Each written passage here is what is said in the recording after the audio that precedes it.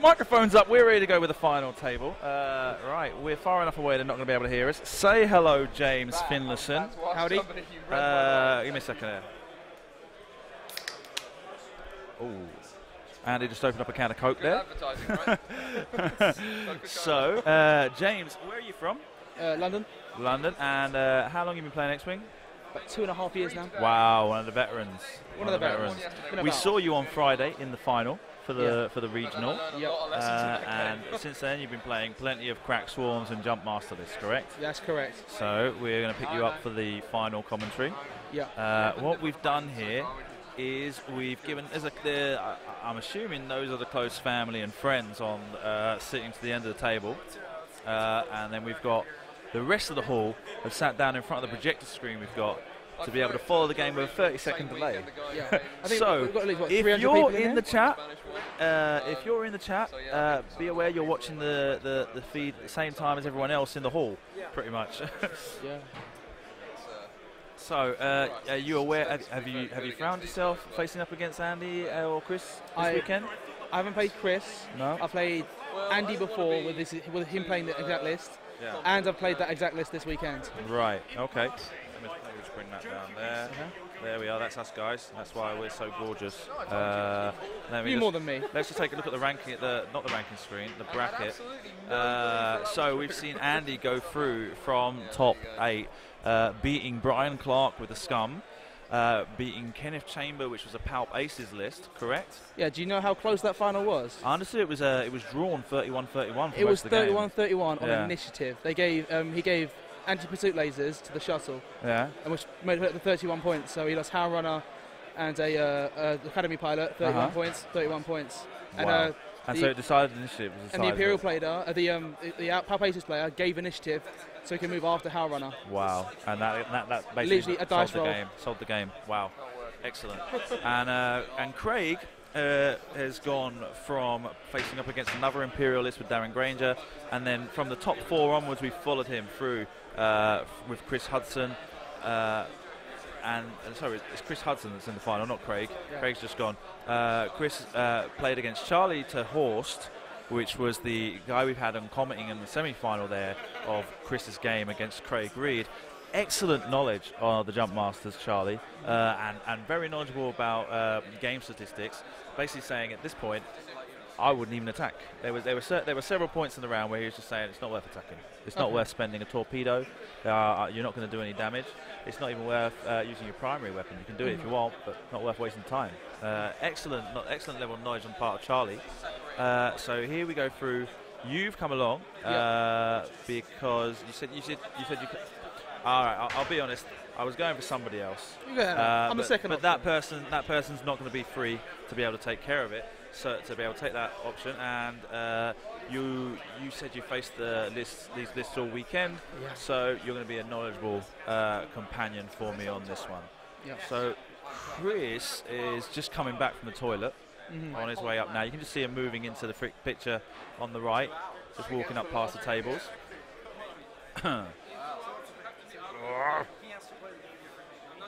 Harsh? What's harsh? What did I say wrong? Did I say anything wrong? I'm happy to be second choice. Oh, right, is that what they're talking about? Well, it must be that, but hey. An official member of FFG's tight circle. I think we need to be very worried about each other's, don't we? We're not going to mention it. No? Because of course we don't want to make it seem like Oh, mate, there's been any sort of decision. No, just kind of like the things go the way they go. Yeah. Someone's busy. Yes. They couldn't help me here, so you're helping me instead. Yeah. Just in case the same thing happens again, you know. It's All right, man. Okay. We are following the chat as much as possible, but obviously this is the final game, so we're going to be paying a lot of attention.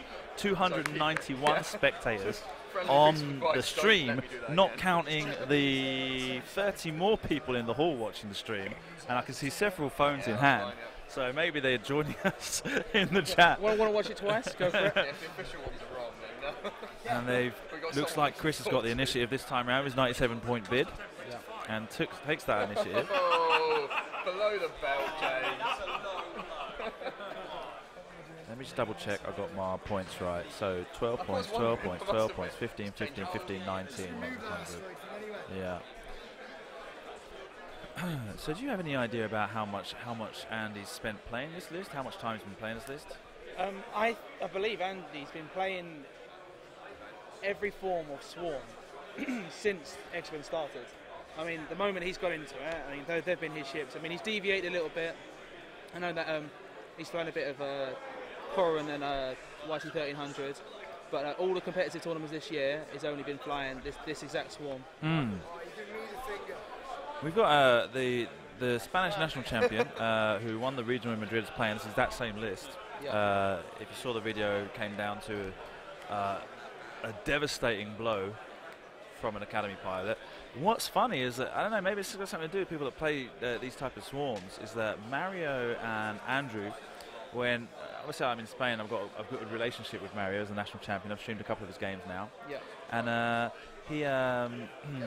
he's very superstitious or doesn't like having to change up his layout or stuff like that. So when I come along and ask him to change their bases, he always gives me this look like, oh, come on. When I ask him to put little icons on his, little marker tokens on it, he always gives me this bad look. And he's come to the point where he actually does it for me. Similarly, Andrew doesn't want to change his bases for me, doesn't want to change his ID tokens. There's nothing wrong with that. He's got total right. I've always maintained that the role I'm doing here as an observer, if I'm asking you to do too much, something's wrong with the game. If I'm asking you to do something you don't want to do, then there's something wrong with the situation we've got set up here. So Andy didn't want to change his bases, didn't want to change his marker tokens. There's nothing wrong with that. But what I'm trying to get at there is noticing that there's a certain level of, what's the word? Cautiousness among Swarm players. They don't like their stuff being touched. I think you've got so many ships, you get a feel for how your ships sit on the board. You have to be a little bit OCD. I think OCD is a way to describe it. Yeah, without trying to be offensive to anyone that might have some sort of a mental problem. That's just the best way we can describe it. To kind of you have to be, because your margin of error on a swarm, well, you're normally flying twice or maybe 3 times as many ships as your opponent, and every single one of your ships has to be precise. Because when you make a mistake, victory points go flying out the window. Yeah. And you lose one ship, you're losing the game. And so I think having your bases on there, you knowing how they sit, you know what they look like when they move. I mean, Friday night I played with the orange bases. When you play with it's just they look differently. But I can understand it. I mean, look how precise he's placing his tires here. Yeah. I mean, that's what I'm saying. It's that kind of. I'm sure Dallas Parker's in the chat, and he can speak to the same kind of detail, attention to detail, little bit OCD, or how you have to control not just your ship placements, but the rest of your environment around you. I've never actually got the chance to see how most Swarm players play, but I get the impression that what we're seeing with the way that Andrew's lined up his cards. Yeah, that's the sort of attention to detail we see, that kind of behaviour. Yeah, or when you think about it, you'll see when he'll spend his crack shots, he'll remove them in a certain way. When he places his damage cards, it'll be the exact same way, and it'll be rinse, repeat, rinse, repeat. And if you do, I'm not saying it is obsessive, I'm not saying it is compulsive, but you end up if you don't have the exact ship and you don't do it the exact way around, and something bumps, it niggles in your head.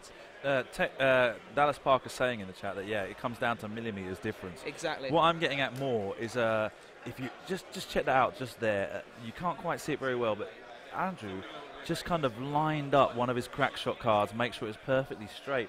That's what I'm getting at, is that kind of attention to detail, that if something's just a little bit out of place, it's gonna molest you, and you're gonna not molest you, sorry, that's Spanish. It's gonna bother you to the point where you're gonna make sure you get it lined up and put it properly. Otherwise you're gonna be too busy concentrating on that. Yeah, you can't have distractions now. That's why we've asked the guys in the hall to come away from the table, and he needs to be in his zone now. That's where he needs to get to. He can't. He's got to have it his way. He's got to have his ships in the right position, and that's it. Noticing the crack shot. That's even a minor detail. Think about it, he was making sure that every single one of those bases are parallel to each other, making sure they are exactly range 1 from the back of the board, so to make sure that they are exactly where he knows they are. Yeah. So he'll know the placement of that rock. He can do probably a 3 maneuver, be perfectly in line with it. So when he comes around to turn around it, probably do a hard 1. Yeah. And then he knows where the next rock is. He can probably bank around it, bank again. He can dance with those rocks with the amount of deep sensitive detail that he can do. I mean, Ties have always been the most manoeuvrable ship in the game. Really. Interceptors. But I mean, Ties in general. They, as a swarm, they've always been able. A lot of people think I'm just going to put the asteroids down, go on the other side of them, and that'll mess the Ties up. Ties, they've got the range of movement that they can go slow, fast through asteroids, barrel roll, get out of the way. In 3 or 4 turns, they can be on top of you. It doesn't matter where they are. Exactly. I mean, there's every possibility here that every single one of those Ties can do a hard 1, barrel roll to almost the exact same position where they are. And then still having the rest of their dial available to their next turn, as you said, be right upon you. Just checking what's on the chat there. The U-boat list is 97 points within Sugar Bear. Yeah. So going back to the, and I hate to use the word because I don't want to sound like I'm being pejorative when saying OCD. Yeah. But An extra 2 millimeters. it's the best way I can use to describe it. When watching Mario in Madrid set up his table, you also see that same kind of delicate placement of even the cards. Yeah, just slowly, just gently, like nudging them and lining them up until he's perfectly happy with where they're placed. You can't see what I'm doing here, but you keep seeing Andrew do it. If you pay attention, if one of his crack shots gets knocked a little bit as he moves something, just gets put a little bit diagonal, a little bit skew, you'll see how just afterwards he touches it gently and just moves it back into place. And that's the sort of attention to detail I'm talking about there. Yeah, well, he's in the zone, and that's it. You just think, if he's noticing crack shot a millimetre out, he's looking at his opponent as well, and he's thinking, that jump master isn't parallel. That jump master is slightly wrong here, and he knows. He'll probably know how to exploit that as well, and as he has done against me a couple of times as well. And we've seen Chris doing a lot of delicate manoeuvres this weekend.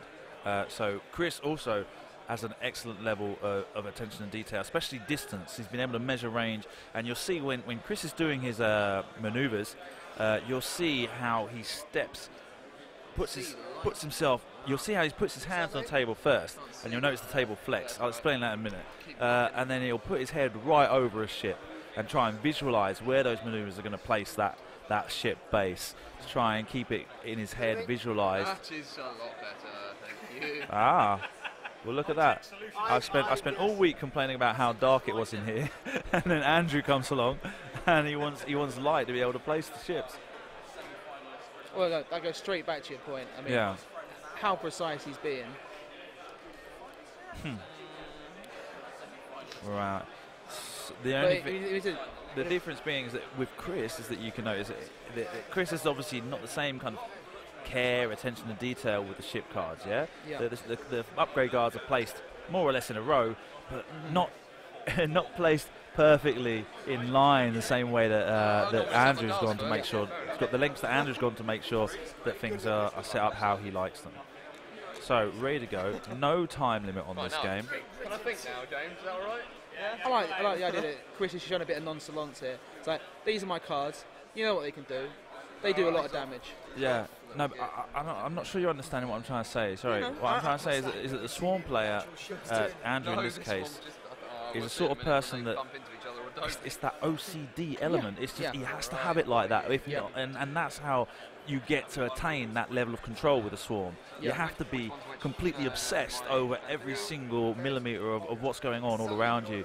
The same way that Chris is very careful about how things, and very organised, and controls his manoeuvres and measures range very well. And you can see the little makeup pots he's got at the top of the image to hold his tokens in. But like I say, it's just, you notice like there's just a slight difference in that kind of obsessiveness, right, between Chris and Andrew. Yeah. You'll see how he'll put his dials down now. Every card's numbered, every tie is individually numbered, and every dial will go with the exact ship. And you'll see, you'll probably maybe see it during the course of this game. If he puts the wrong dial on the wrong ship, he'll correct it before he reveals it. Yeah. Each dial will probably. We can't really see it. That would be one of the reasons why he's told me he doesn't want to change his ID tokens as well. Yeah. every card numbered, every ship numbered. I wouldn't be surprised if the dials are numbered as well. Can't quite make that out on the camera. No.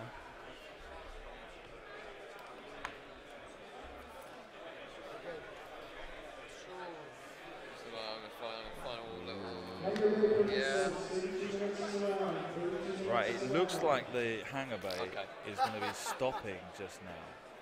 What was all that about? He's a little bastard, that's what that's about. Right, good luck, buddy.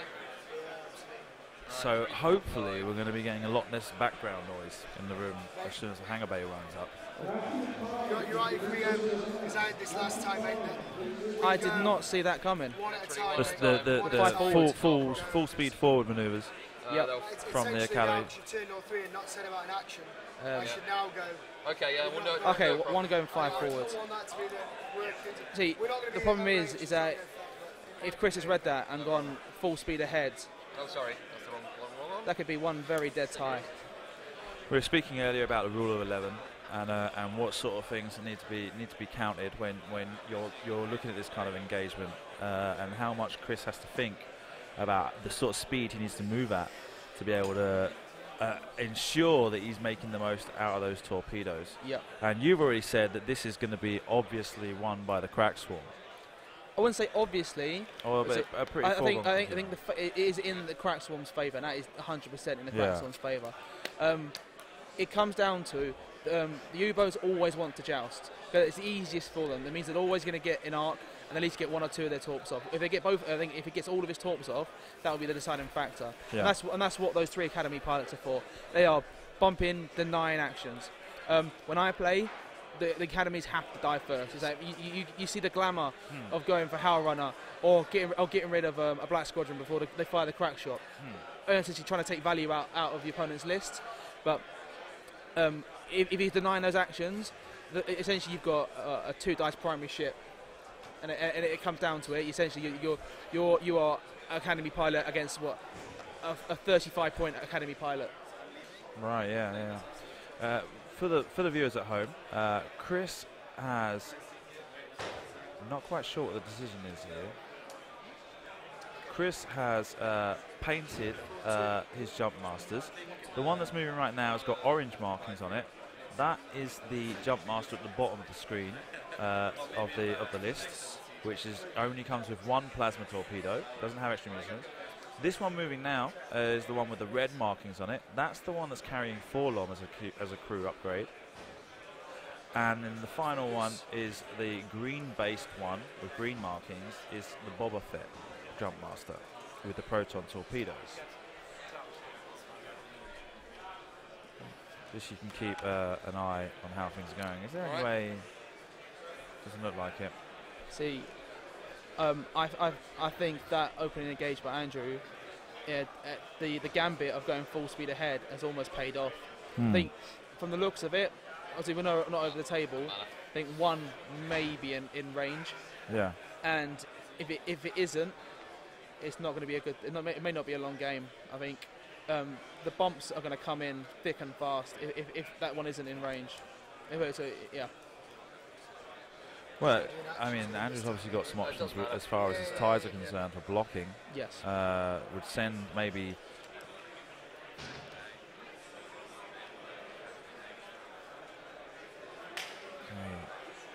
Keeping that staggered formation, and Haura just sliding into the back by the looks of it to try and make sure she's maximising her ability for those re-rolls for the academy pilots in the front. Yeah. See, Andrew will be planning not just for next turn, not just for the bump, but for next 2 or 3 turns. She may see how run a barrel roll next turn. Oh, that's perfect. That's a very heavy gambit. Okay. Going back to those dials. As I said before. Up to be slightly less interesting. As I said before, Chris pushing his head right over the table to look down on those ships to work out exactly where he wants to take them for the next manoeuvre.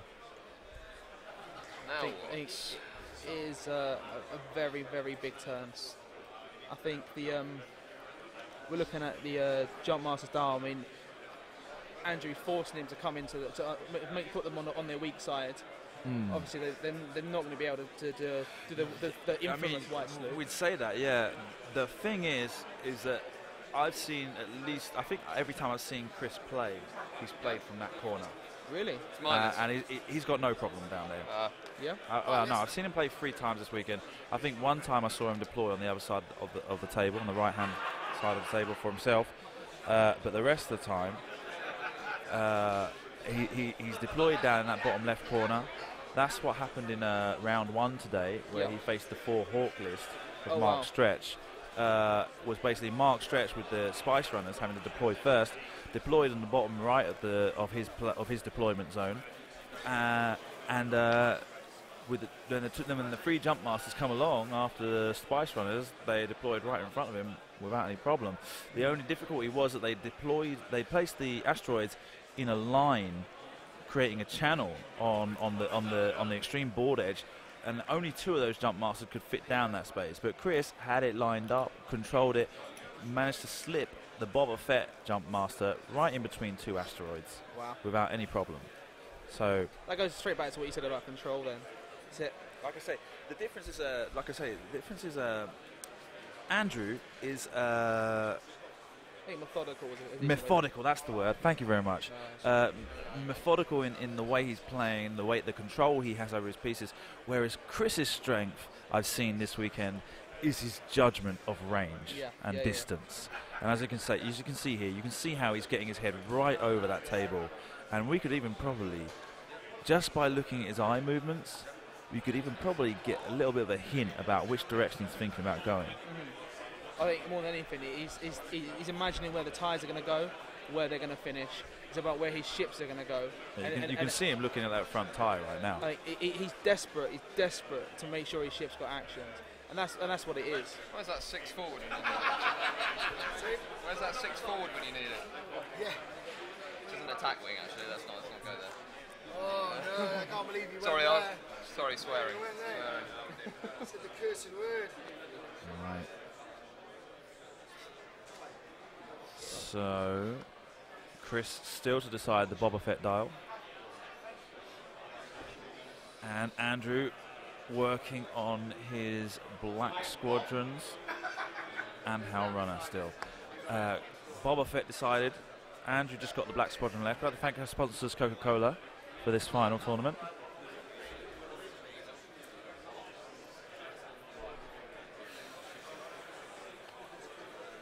Not much on the line, mate. Well, at least it might be over fairly fast. Right. Let me just absolutely double check these. Yeah. Make sure you go on at a time. Double checking his dials. No, don't worry, I'm checking them. As you said, double checking, make sure he's not made any mistakes there just before the final go. Yeah.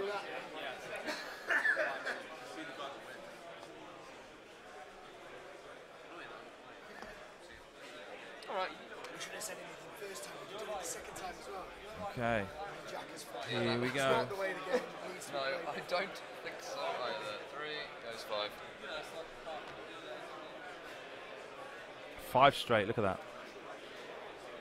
Now, Come at me, bro. that is exactly it. By doing that, he's just dominated. It blocked. Well, there's going to be no way that every straight manoeuvre. The orange jump master is going to be able to escape a block on this round, as all these tyres come in front of them, and I doubt Forlom's going to be able to have a legal manoeuvre either.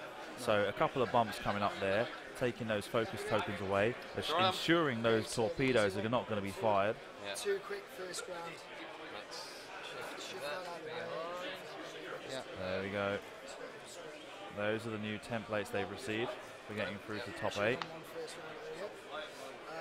And you can just see, if you just pay attention to where Andrew Pattison's score is at the moment, the 0, you can just see behind the semi-transparent image there, the range 1 and 2 range rulers from the event.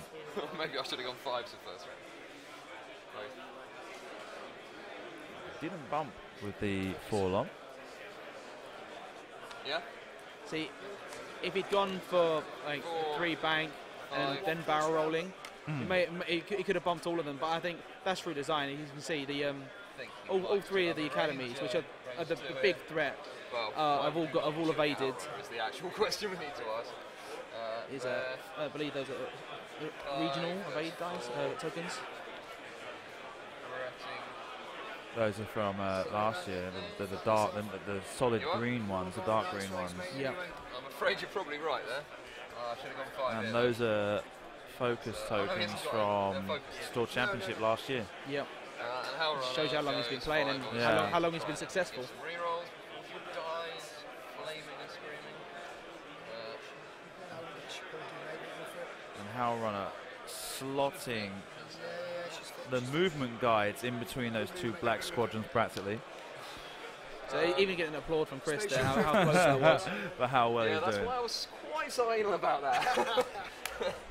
The question is though, now, I'm going to focus. Oh, sorry, evade that one. He's evading with Howl Runner. He's not sure whether or not the green jump marshal at the top has arc.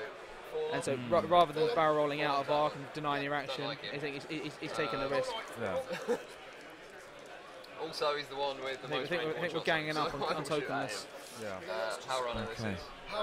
Range 2 2. Two hits. Thank you. I think that's 2 crits, but hey. Is it 2 crits? Yeah, but when you got all those shields, they don't be doing much. Crack shot. Oh, not going up tokenless. Wait. He's taken a crack shot there. Yep.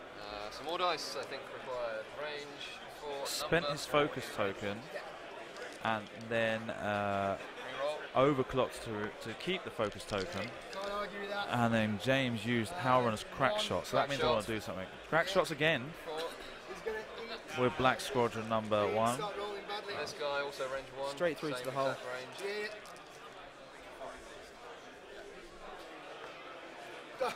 Re-rolling, Howl Runner, another crit. They're coming thick and fast. Crack shot. Crack shot again. 2 hits going in. 1 crit. Blinded pilot. Oh, that's heavy. Last guy, same target, probably range 2. Yeah, that's probably game, mate. Those things. Reroll for Howl Runner yet? Yeah. There's more crits right just raining through. It's taking 4 lom off the board. Obviously with that ability to bash. Obviously with that ability to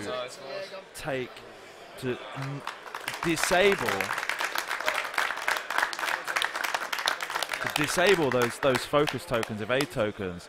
That's obviously what the TIE Swarm wants to completely wipe out and discriminate, basically, is what's happened there. He point and clicked. He did not like him. Good on my side. Yeah, you did. Last time I did it, mate, the guy rolled only ever 2, and I managed to get 1. Dear me. That's the delay. That's the delay in the stream you can hear coming through there. So, hey, he's not meant to have a popular vote. What's going on? Let's try and remain impartial, guys.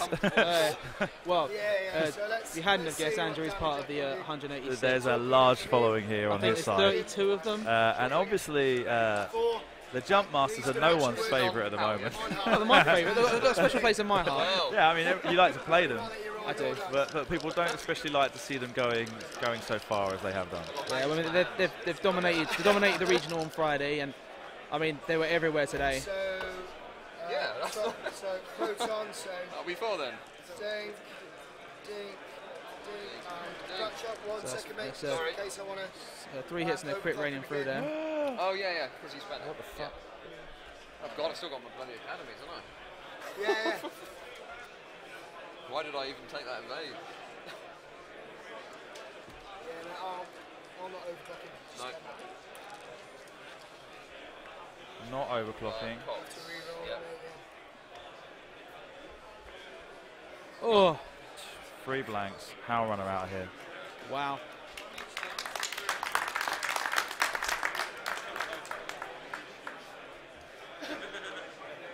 Right, where's my reds? There.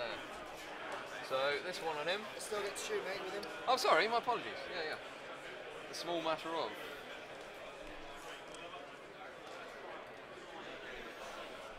Still one of the ships to attack.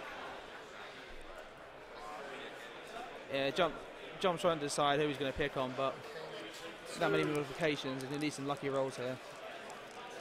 You just want to check range on 6? Yeah, Of course. Around the outside. Yep. He's got to focus though. 3. Let's go for an ugly blanket. So orange on to Number 6? 6. Yep, sure. And get it. Well, And evaded. The ones then. Academy pilots coming into fire now. Okay, they will shoot at this chap, I think. yes, 2 onto. Yeah. No. And the other guy, number 1. Actually, since there's no more damage. Blanks out there. The power runner would be useful, He's but got Bob. she bit the dust big time.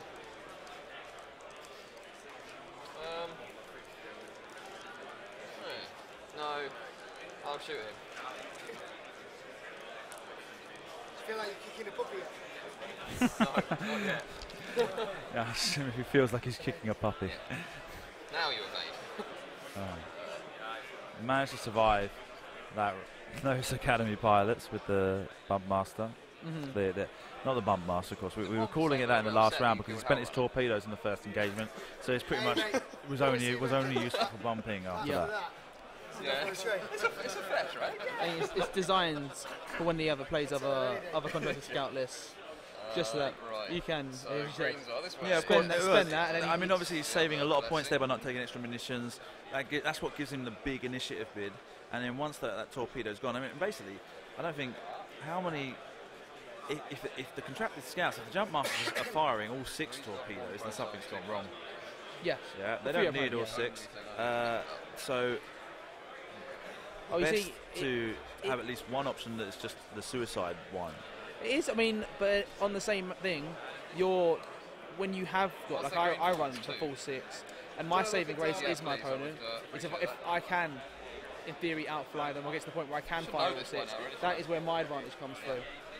And again, it's a risk. It's risky, but it's what you need in these games. I mean, you either keep lowering your scores down. If you keep lowering your scores down, I know someone here today who had a contracted scout list with 3 contracted scouts was 96 points, and it just keeps going lower and lower. So everyone's trying to out-tech each other. Frank Brooks speaking to the other Hertie employee at his side at the moment. Oh, you might have heard me say his name there.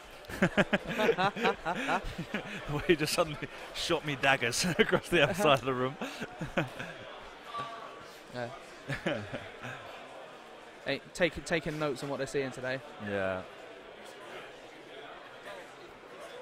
And look at this. Is this here a little Han Solo minifig? No, I'm not sure if that's Han Solo. That may be even an Agent Callus. You reckon? It's got brown hair. I know someone here today, when they had the Agent Callus card, has an Agent Callus Lego figurine. And when he obviously chooses his opponent, he gives it to his opponent and puts it on the cards. Yeah.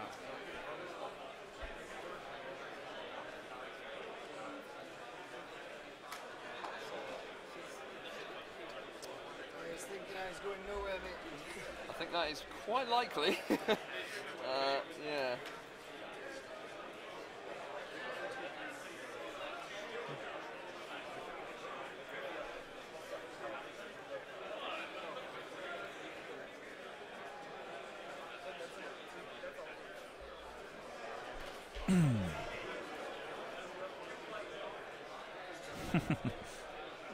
No.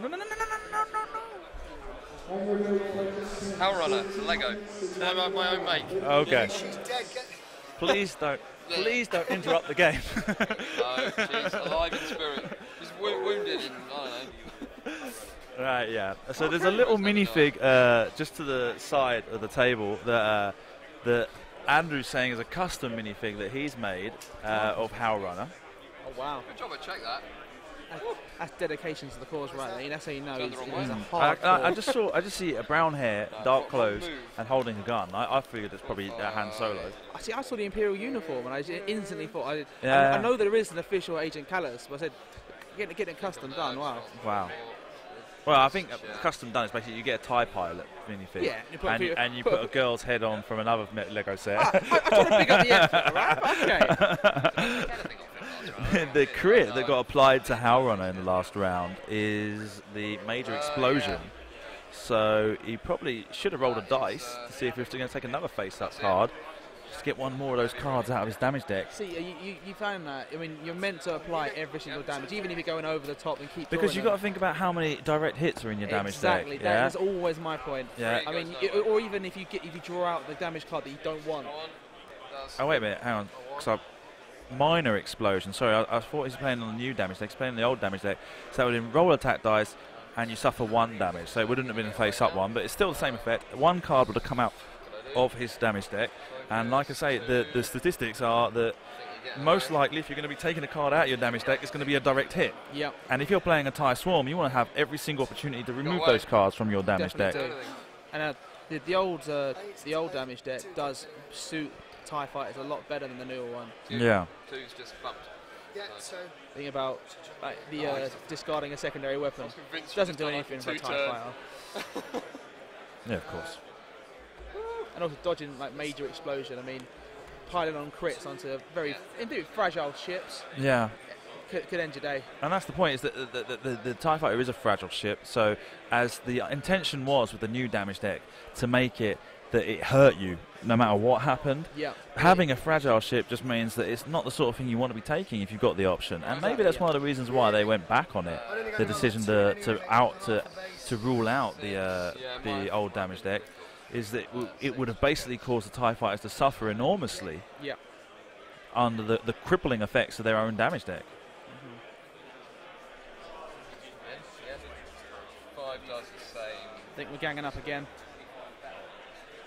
No, we should have still have, one crack shot left to fire. Still got 1 crack shot left to fire. You can see I've marked each crack shot that's been spent with an X just after the word. Oh, fantastic. So you can tell well, the thing is, obviously we can't see any ID tokens, so being able to know exactly which one is the one that still has crack shot, you'd have to pay attention to when he reveals his dial. But I'm guessing it's the one that he just moved last. As a 2 eyes, spends that focus token, and listen. Right, so that one was not crack shot. Number 6, he has got crack shot.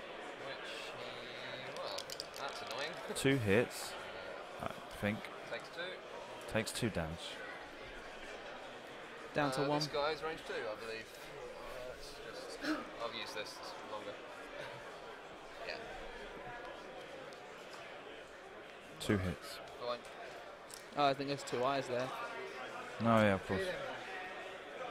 So you got these lovely fancy dice, but they're horrible on stream. Yeah, the transparent ones are the worst ones. The worst ones, the latest ones. The new ones, they're the worst ones, yeah, because you can't tell the difference between a hit and eye, because the detail is so fine, and obviously the camera tries to correct for white on the screen, so you end up having the bloom from the white end up blocking out most of the color detail. So for those of you, if you are competing in a regional event and your game is being streamed, I implore you, please do not use those new dice. But you've worked really hard for them, but I mean, no, yeah, maybe borrow your mates for the final. As I say, I implore you. You don't have to do anything I tell you to do, but please. So it looks like the hangar bay is wrapping up now. Saying that I'm on the competitive circle. A lot of the newer dice, the regional dice, have got a bad rep. I know that one of my friends who got to the final of the regional with Milton Keynes rolled the dice, blanked out, went, I'm none of that, went back to his own dice. Yeah. Players are very superstitious about their dice. I was speaking to 3 hits, 1 evade. Console fire. At the start of each combat phase, roll 1 die, suffer any damage. Oh, lovely. Oh wait, come on, get your act together, Si. Black Squadron, right? Wow, who needs to focus, eh? Another 3 hits naturally as well. And an eye, focus That's right, 2 annoying. blacks. Yeah, there we go. Don't have to worry about the console, though. Oh, man. Right. Didn't expect that. See, Yeah, I know he wants the range 1 shots, but Currently, if you base your opinion on how well the game's going is by points, Chris just pulled back the lead. he may have pulled the lead in points. That's what I'm saying. Yeah, yeah. But I mean, as for the value of what Andrew has on the board, Oh, that's not good enough. Hey, mate. Going back to the halves. Is there any more shoes? Yeah, well, yeah. Every now and then, guys, you will Yeah. notice the damage board is wrong. I'm trying to pay as much attention as I can. There's a lot going on.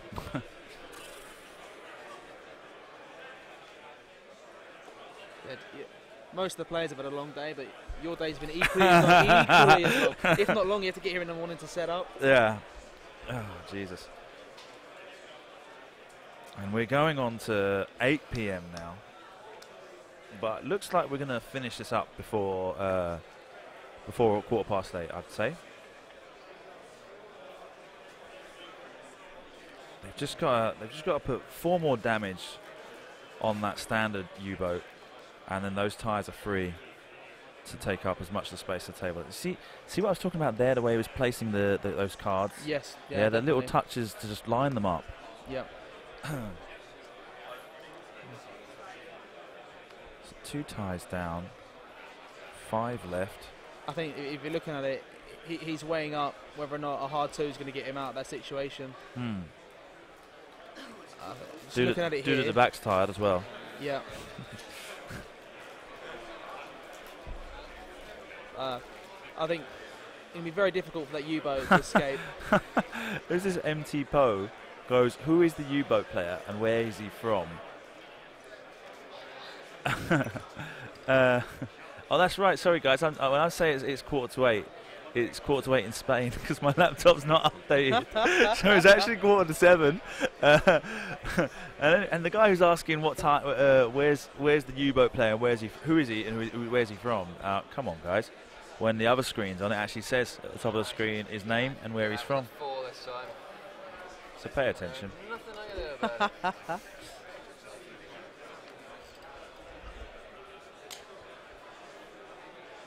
I'm only here for I'm not even here for 72 hours, so it wasn't even worth me changing the clocks. the only one that got changed was my phone because that does it by itself. So you straight back to Spain tomorrow. 8:30 a.m. flight from Birmingham to Barcelona, and go get the car, drive back down to Valencia in 3 hours, and start work at 1 p.m. It's a long old day, but I'm pretty sure the weather's going to be a little bit better than it is over here. Not that much. I mean, it's been quite good over here. It's not been that bad. It hasn't tipped down for the weekend, which I'm quite thankful for. Yeah. That's a long old trek. I mean, it's dedication to the cause right there. Well, it's like I say. I mean, I had to go to bed 10:30 on Thursday night, get up at 2:30 to drive up to Barcelona for my 7 a.m. flight over here. Jesus. And literally landed, and we came straight here and got straight to work. Wow. And that went on till 2 a.m. that night, 3 a.m. nearly. And then let's have a look. Take a drink if you're playing the drinking game. Simon just said, let's have a look. Problem child number 1. These guys not in the right place.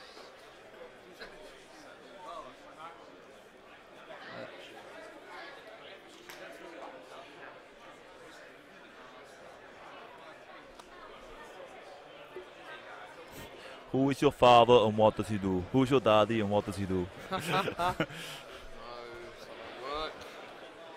It's not gonna work. Andrew Worried about flying Andrew off the board, torturing as you himself can about that academy pilot's maneuver. Now, he doesn't know whether or not he wants to stay exactly where he is, imagine. or whether or not he wants to turn Yeah, into that's that all I gap can he's do. created for Yeah. himself. Right, let's go, shall we? Here we go. Right, number 3 does a 3 turn that way, so Free turn to the left. Okay. One of the things that we will point out is that in the banner text where I put the event name in,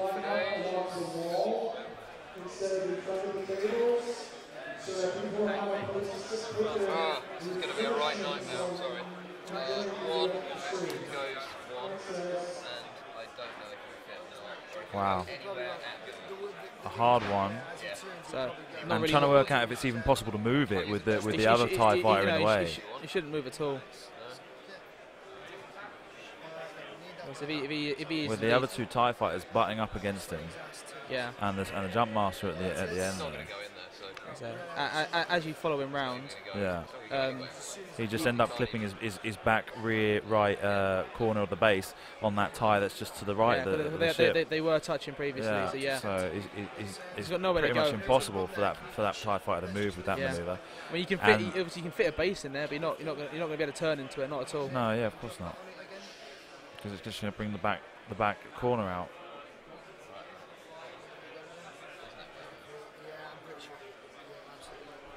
Ooh. I actually didn't quite see that. No, come on, guys, give it up. Yeah. And I wouldn't be surprised if Andy knew full well what he's doing. No, I don't think Andrew's having any of that. He doesn't go anywhere. It's the moment it may shuffle forward in millimeters, but So Frank gets involved. no, 'cause it's not in the guides either. I think Andrew wants us to sit still, and you need the front and the back in the guides, and you're not getting that there. Lifted off. It was on. It was The underneath. thing is, yeah, it's 'cause he was literally. Yeah, we're going straight back to where he was. Hasn't moved at all. He was slightly And that further was this way because slightly further this way. So I don't think it's going to make a big he deal. shouldn't. Ladies and gentlemen, one of the things that I will mention right now is you will notice that in the event title I've called it the Yavin System Open 2016. The templates, the playmats, they have the number 16 placed in the System Open Series logo icon. So they're basically telegraphing us that next year we're going to have another System Open Series in Europe. Obviously there's no Celebration Europe next year, but we do know we're getting a Continental Championship.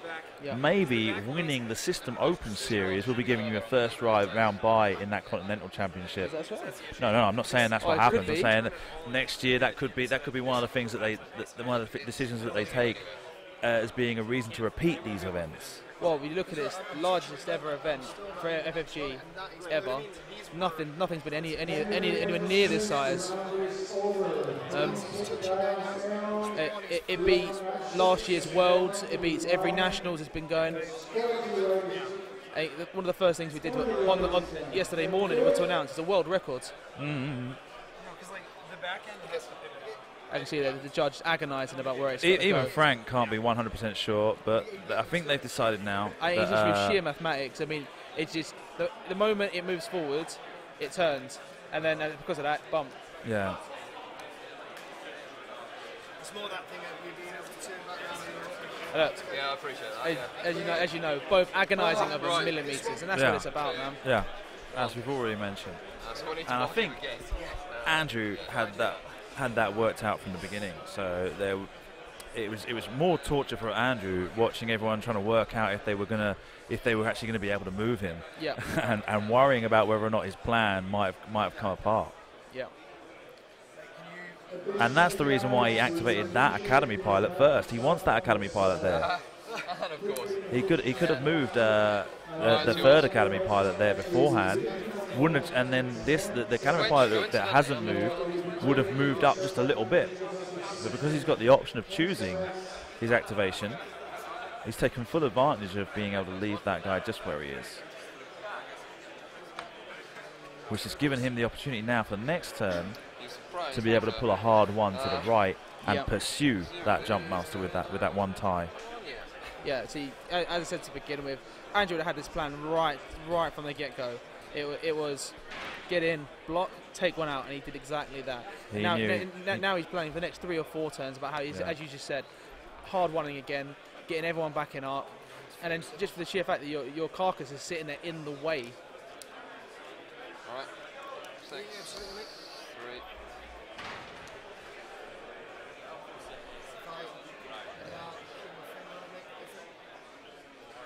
Yeah, like a glove, straight in. Yeah. Andrew knows exactly what he's doing here. There's no It's long doubt. ago, I can't remember. I should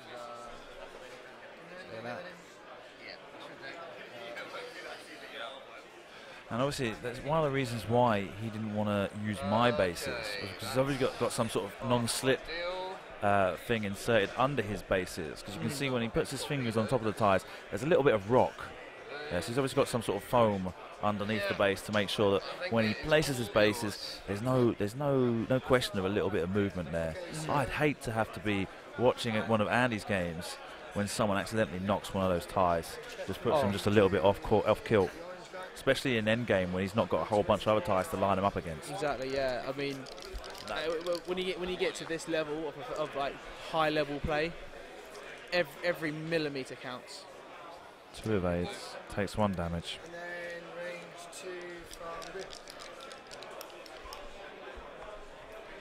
1 crit. 1 crit. 3 evades. Going to dials.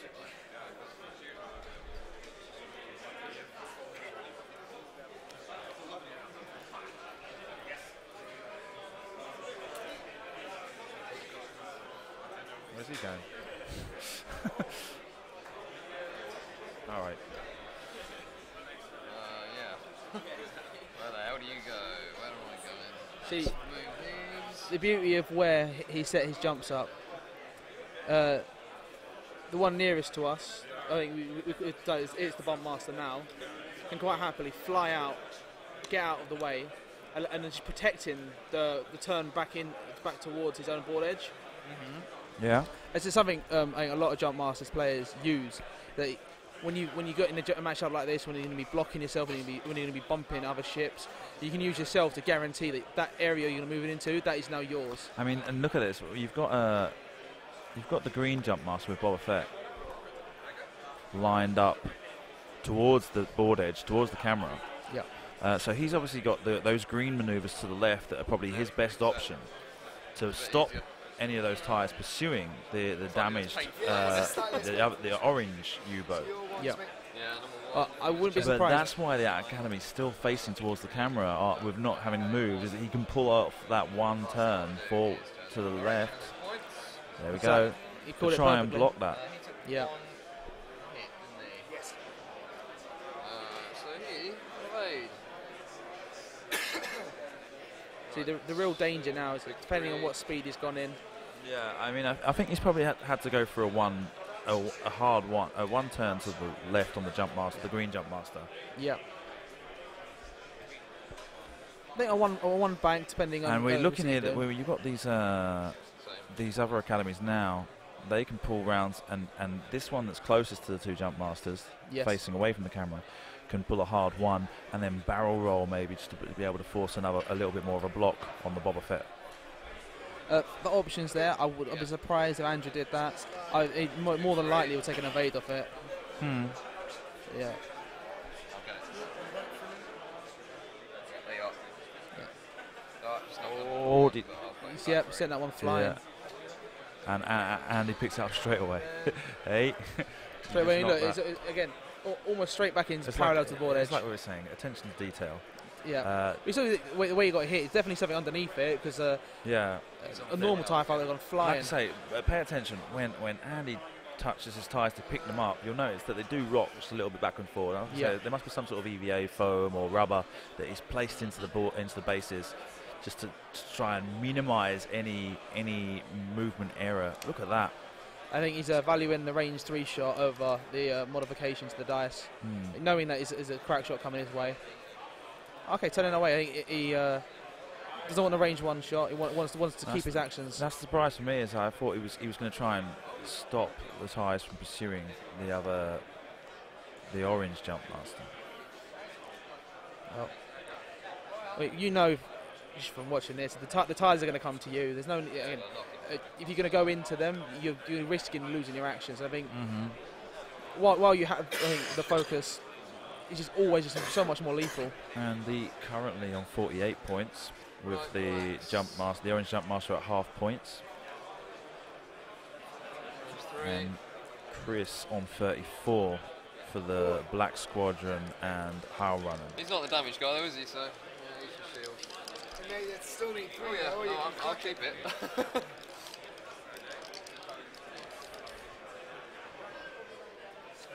Two eyes. Oh no, sorry, you've got your.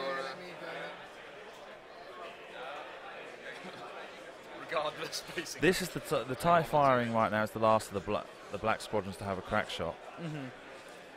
So Andy's already said he's announced his intention to crack shot just before realising that. There it goes. That dice must have moved down, although I didn't see it. I can't really make out how many dots are on that dice. No, you know what? I'll have it all on this guy. Range 2. I can't see the jumps focus anymore. So it may be you may have focused and then took 1. 2 evades from the focus. Yeah. Overclock to keep that focus. So yeah, it should have been 2 damage that went through there. You reckon 2 on that? I reckon so 2. 2 shields down. Yeah.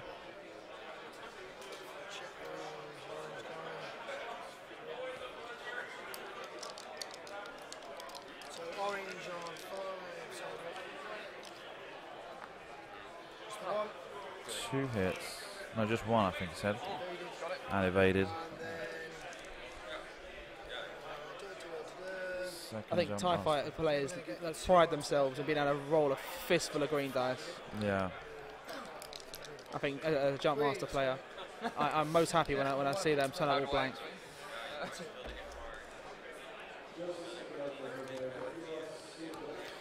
One evade, 2 blanks, takes 1 damage.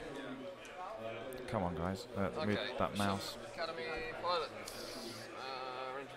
And yeah, this will be through design as well. Is that you can see how the damage is now getting spread across tyres, and that's like the worst thing you want. Yeah, you really want to be removing them, like just focus firing them down. Yeah, 2 evades, focus, overclock to keep that focus token. 1 hit, 1 evade. I think the other guy's probably in range 3, so if the black was, he probably is. Yeah, no worries. 2 hits. I thought we said this was range 3. No, okay, so he's attacking the Boba Fett one. Spends focus token. Overclocks to keep it. Gonna be an issue in the future. And that's the end of this round. Yeah, sorry, 1 extra dice.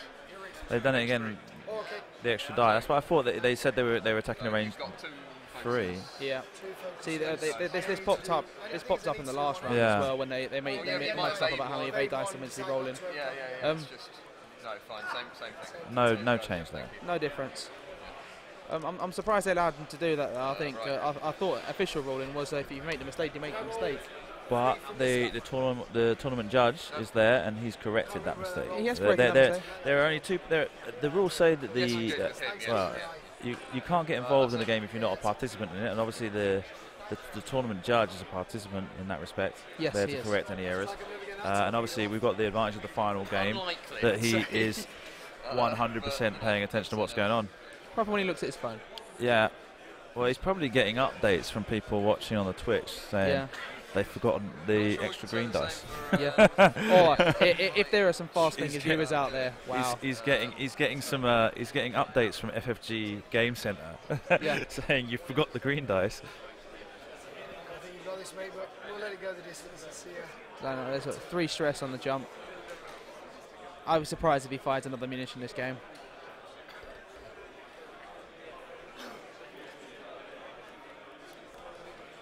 Too much mucking around on this game. It's on 430 spectators. Excellent. Thank you very much, guys.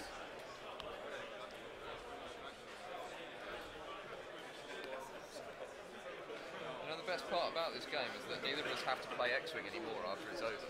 Yeah.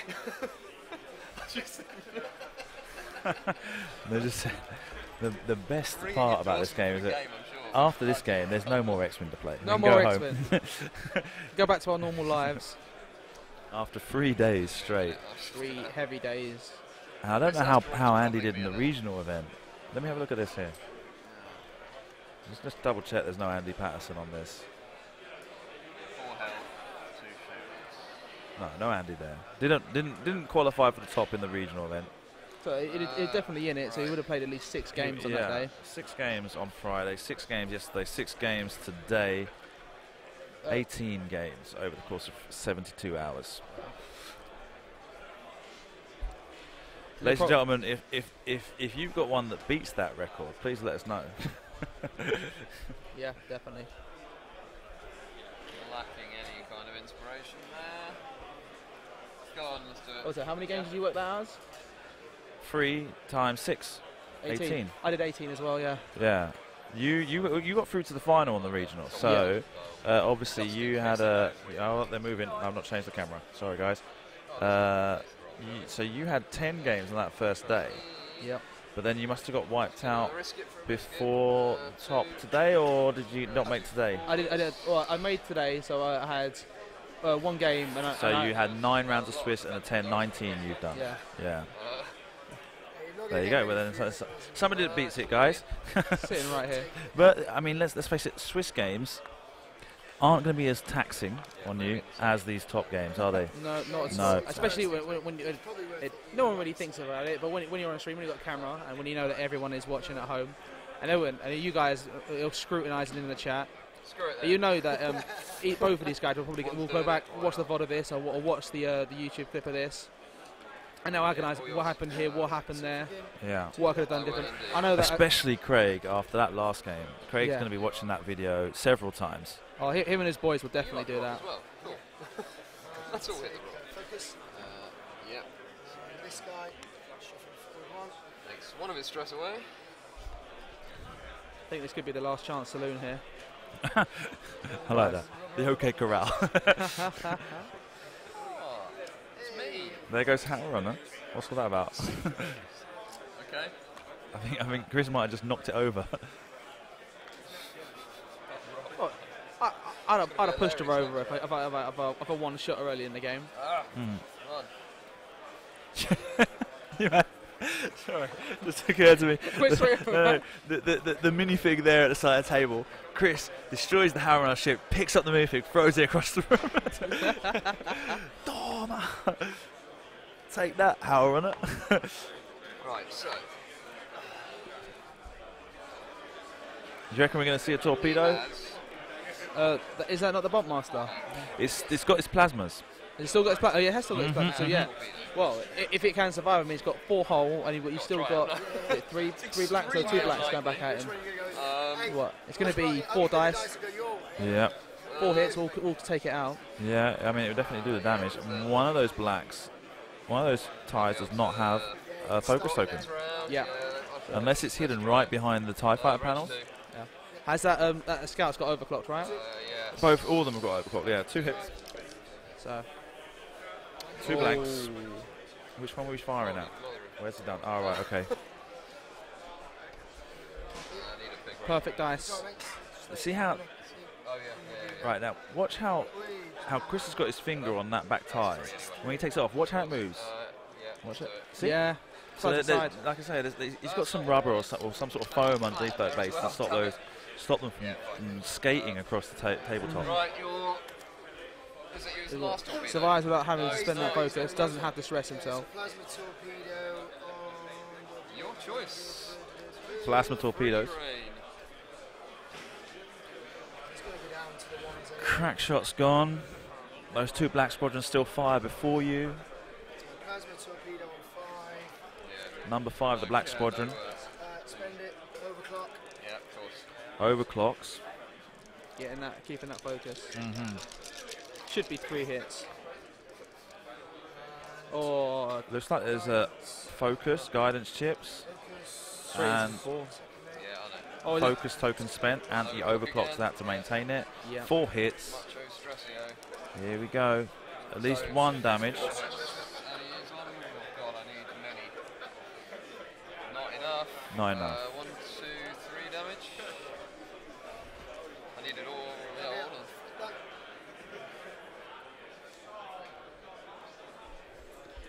Why didn't you shoot an academy? so, Why didn't you shoot an academy? They're shooting you back. yeah, well. I don't know. I may. Now with focuses, mate, you never know. Right, this guy only has a shot on him anyway. So actually, yeah, let's just. Yes, indeed. 2 hits. 2 hits from the Academy pilot. Yes, indeed. 1 evade, looks like. 1 left. I need to bring a mouse mat to events. Not for a rock. The next thing to add to my list of things I need to bring. 1. Sending a focus token. Yep. And overclocks. And finally, number 1 at range 2. 1 hit. Still about. He's still there. Equally annoying. Just hanging on for dear life, mate. 1 health, yeah? And that's then back to dials. Yeah. You're all. Oh, sorry. Oh. Yeah, agreed. Again? Focus, yeah. Sorry, mate.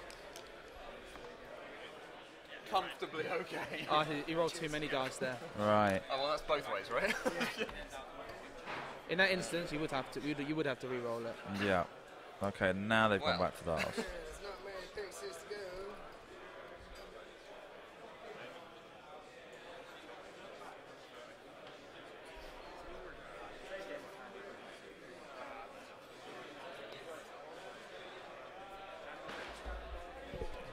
Methinks you're not getting any actions for a while.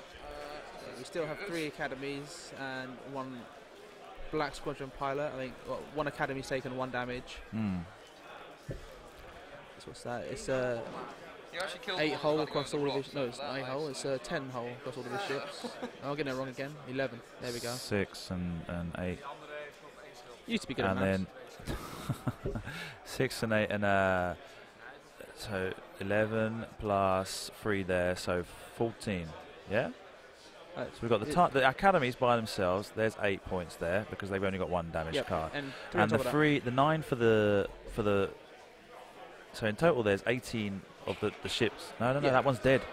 All right, there's only 2 blacks. Yeah, so 1 black and 3 Right, academies. so 5 plus 8, 13. Yeah, 11 left to go. Eh? 13. You got three full health ships for 9, and then 2 added on from the one that's taking damage at the top. Oh, that's right. There's another one that's dead. Sorry, I'm looking at. Cause They're both terrible, he's put yeah. all those cards together. Yeah, he has. I think when he flips them Yeah. over, Yeah, it's, of course, yeah, of it's course. deceased.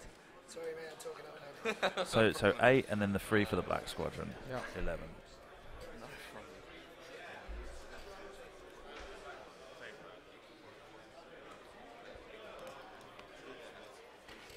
Now what are they talking here?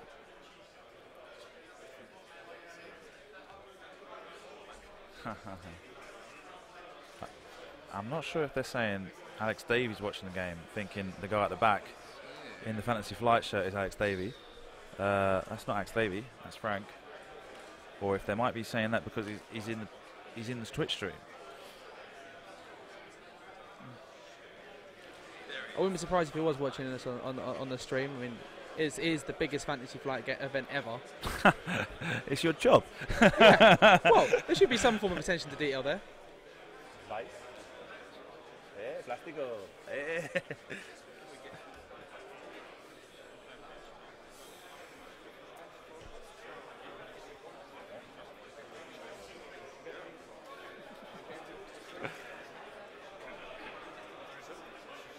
This is a massive gamble.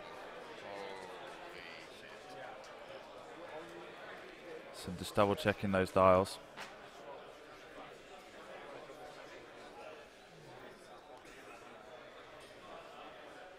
Oh, that's it.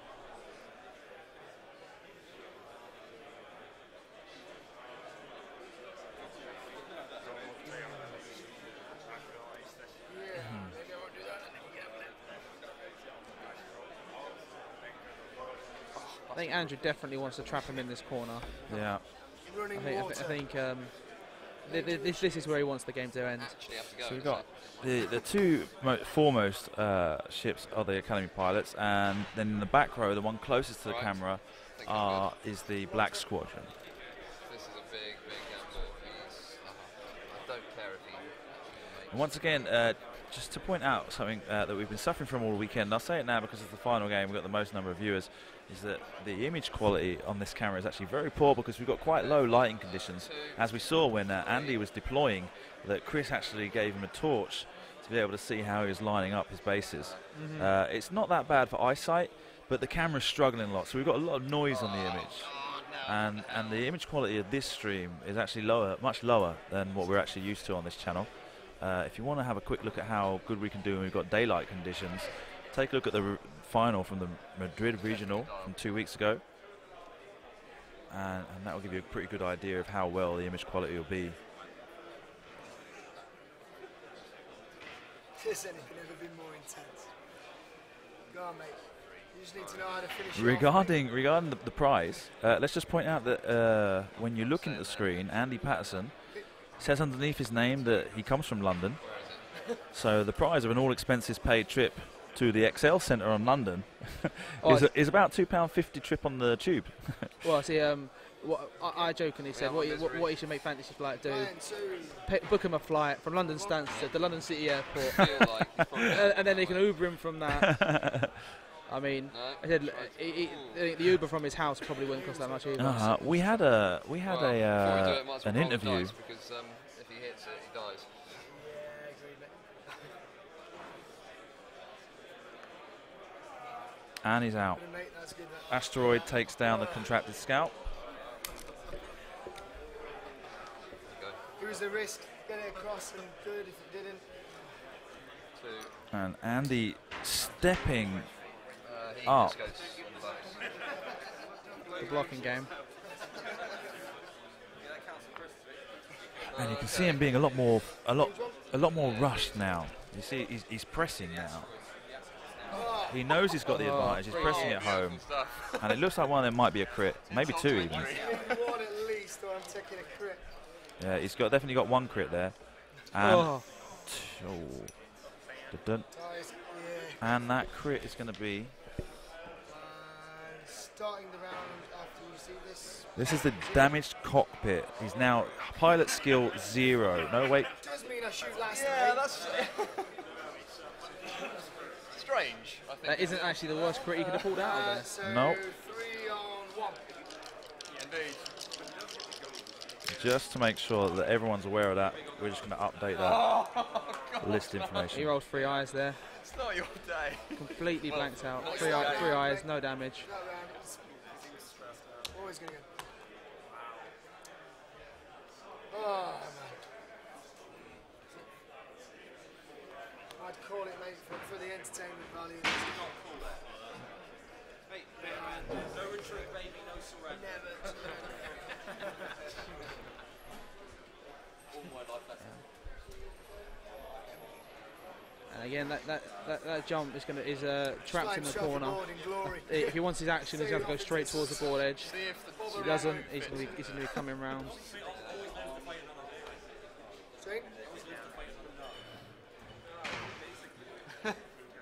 Exactly. He's left him very few options what he can actually do.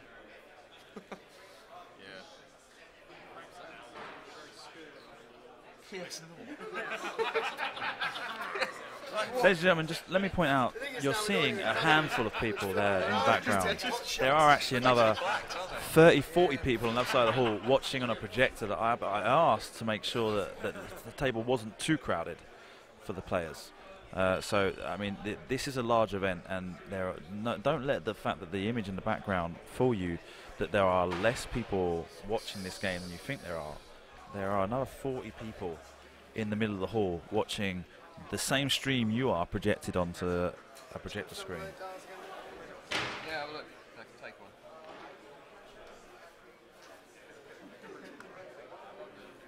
Do 3 about turns.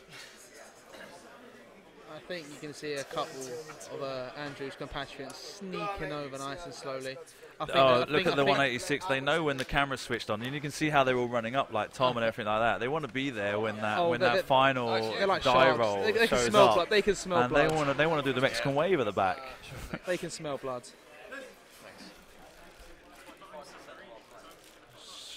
one turn to the right. Staying stressed. I'm not a big fan, but I suspected it. Yeah. Lame. Surprised he doesn't barrel roll in. Barrel into arc to get more shots. What are you going to do? Got to, haven't I? There it is. Hang on.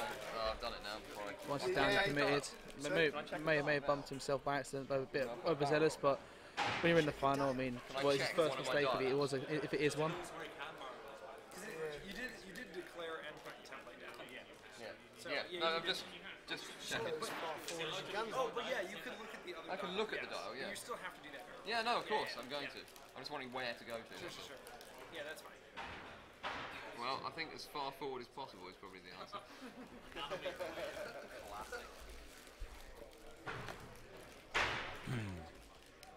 So, bringing all those arcs round. Yeah. Going in for Just the kill. got to get those last 4 damage onto that jump master. Ultimate Warrior,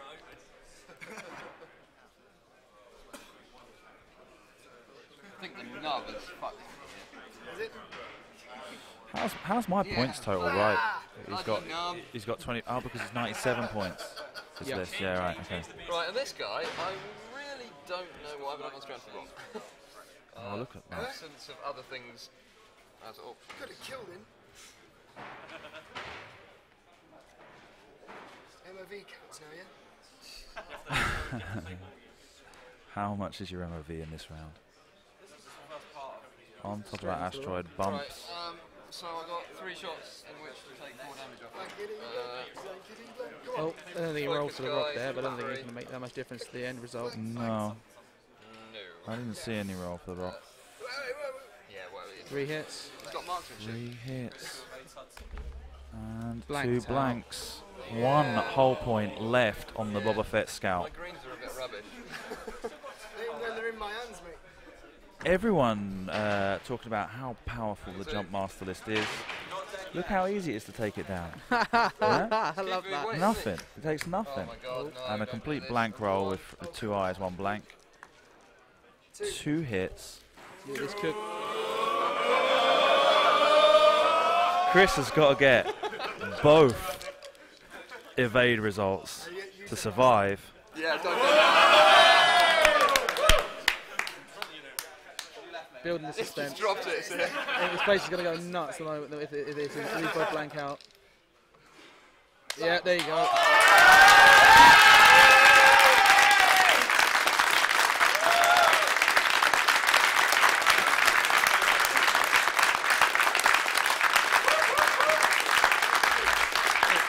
Deservedly winning in the end there. Ladies and gentlemen, the largest X-Wing event in the world to date has just come to a conclusion.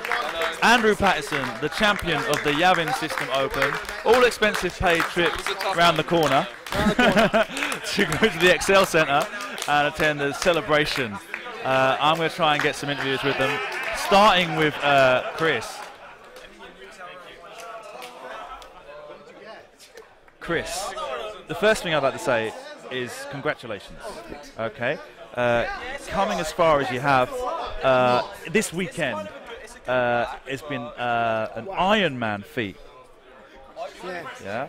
Yeah. And basically, you pretty much got no voice left. So let me just turn you all the way up I can, and I'm Okay, just going to cheers. turn down the table microphone so that we can actually hear ourselves talking on this stream. Yeah. Wow. Yeah, wow. Yeah. My standard initial move against the Swarm is to go forward 1. But looking at this guy, I was like, he's going to do something different. Like, try and go forward 2 and see how far we go. And that basically then allowed him to do the 5 and the 5, get 6 forward. He even quoted rule of 11 last time. Yep. And it came back to kick me in the ass this time round by going forward 2. I even said it, he went, as soon as you went forward 2 first round, it meant that if I charged forward 5 with that one guy, I was going to get an alpha strike on all of them. I went, yeah, if I'd have gone 1 and then 1 on the second, I'd have had a shot on how he might not have wiped 1. Dice left me.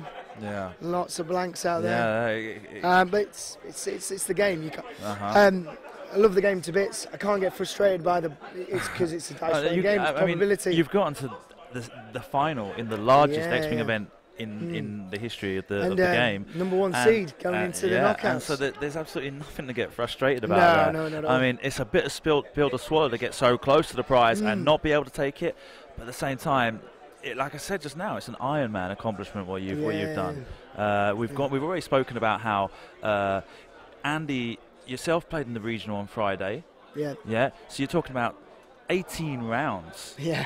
The only person we think that tops that is James, who was just commentating with us, because he went to the final table on that regional. 10 rounds plus the 9 rounds of Swiss, which was yesterday and today. 19 rounds there. When we were watching Craig's game with you, there were several mistakes, and we have commented that, I mean, at the end of a 72-hour period with 18 games of X-Wing played, I mean, mistakes are going to happen. It's just sort of part of the course. I'm thankful none really happened in that wasn't caught. Nothing was a major issue apart from a couple of missed evade dice that we said. So it was a clean round. He flew absolutely brilliantly. I'll tell you one thing. Did the best I could do. Chris, it's been a pleasure to get to know you these days. Yeah, thanks. An excellent player. One of the things we've always said, I've always been saying about you lately, is that you can see, you put yourself right over that ship, look right down there, make sure you can kind of judge the sort of distances we're talking about, and you can see that you've got control of distance. That's your power play. You've got that control of the distance, range. You pretty much know more or less whether or not you're going to be able to pull off a maneuver. You slotted your bobber against in one of your earlier games today against the Hawks. Yes. You slotted the bobber right in between two asteroids. Bash. Took them all out. I call it Boba because it's the one that's got Boba Fett on it. It's obviously not a Boba Fett. As I say, it's been a pleasure to get to know you these days. An excellent player. Thank you very much. I can't think of the word in English. Amenable person. Excellent person here. I really can't say enough about him. It's been excellent for me. And really, look at that. 150 people just drop out of the stream the second it gets finished. I can't believe that. The words I want to say. Take the time to get to know these people. Don't just be looking at lists.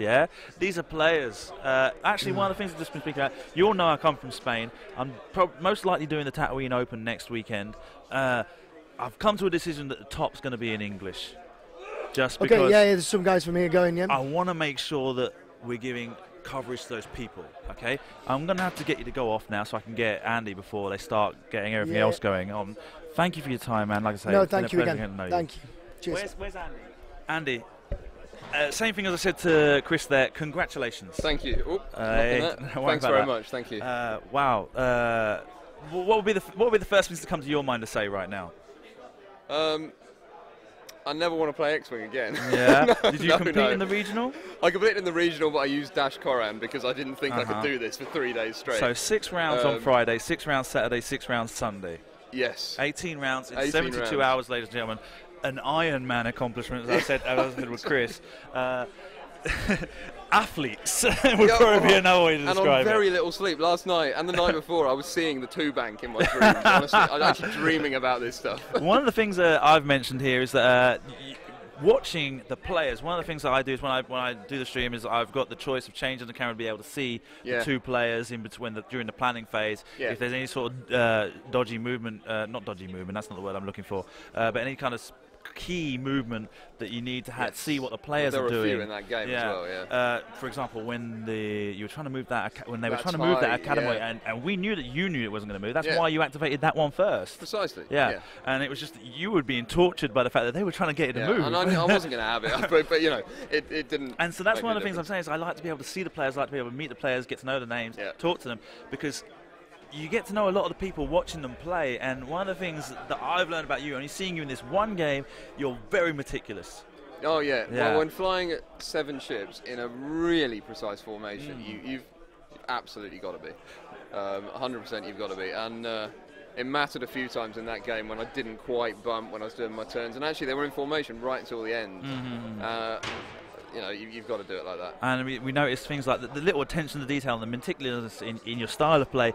When your crack shot cards got knocked a little bit, your slight and real gentle movement to put them back in line. That kind of, and I use the word OCD. I don't mean to use it because it's a bit pejorative to just kind of describe it as a mental illness, but but that's the best way I can describe it, is that kind of attention to detail that you like. Yeah, you have absolutely. to check, you have to put it exactly how you want it, or you're just going to be bothered by it until it's actually right. And that's what we've noticed in you. That's where you're getting your control of the swarm list. Yeah, absolutely. And that's what's been a pleasure to get to know you in this game. And I'm basically gutted you didn't take the top 8 match. Oh, well, yeah.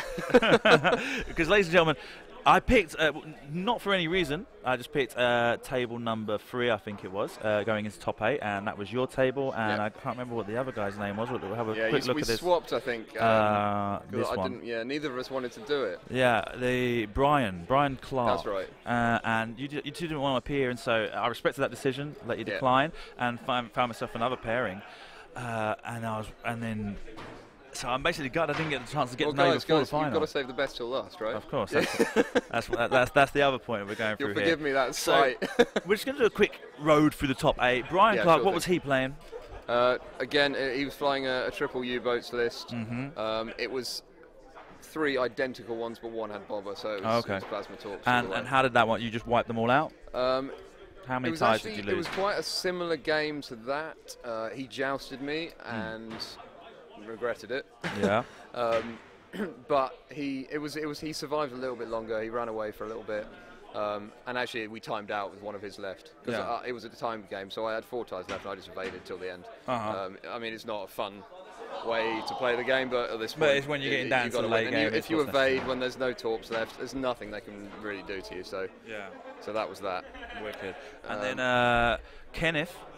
another imperialist. They said that was a very interesting conclusion. It was a bit of I don't want to say a bad way to win, but what happened was he had a Palp shuttle with anti-pursuit lasers, which was 31 points. He managed to kill Howl Runner and an Academy. Howl Runner's got cracked, and that's 31 points. I took initiative at the start, so I actually won that game when it timed out. The game went to time in elimination phases, and the decision was, the rules are that being as how you were both tied on points, you went through as initiative decides the winner in that case. Let me know, what was the list that Kenneth was playing?